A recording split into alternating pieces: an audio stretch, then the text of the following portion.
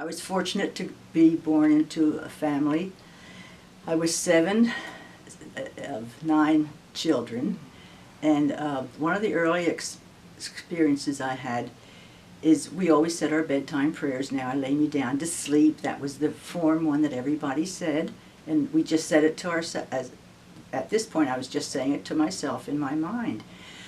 And then if I came to if I should die before I wake, and I said, "Dear God, I'm not afraid to die, but don't let me die tonight. Tomorrow's the Sunday school picnic."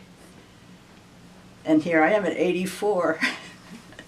So that was, again, it was just a normal experience for me to experience God, because we regularly went to church, we said prayers, families, did the same things that you do it with church activities, youth group.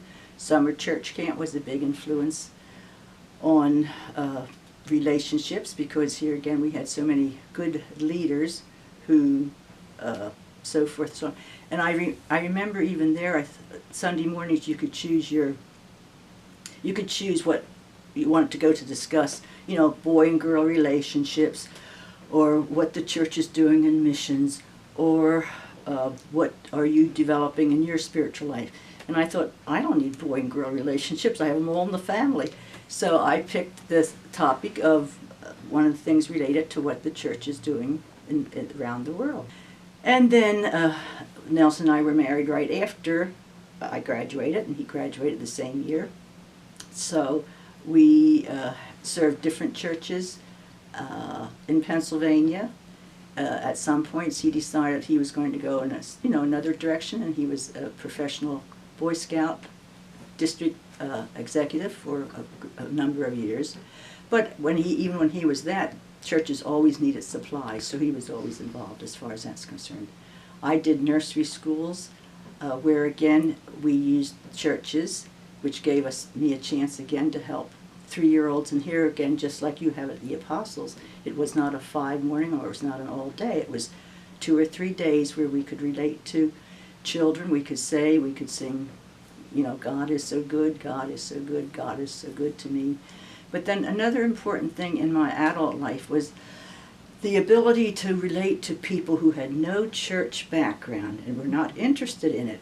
But it didn't matter to me, and it didn't matter to that person.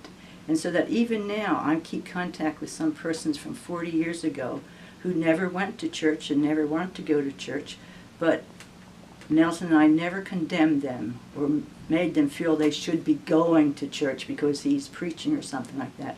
So I always felt a connection with people who did not feel they had to have what I had, but that, so maybe that was my way of showing them God's love without them having to do what it was important in my life. But I always felt that was very helpful for me to accept these people. And like I say, I still call people on the phone, since none of us don't text and we don't do email, and we can't see to read the paper. But I can talk on the phone.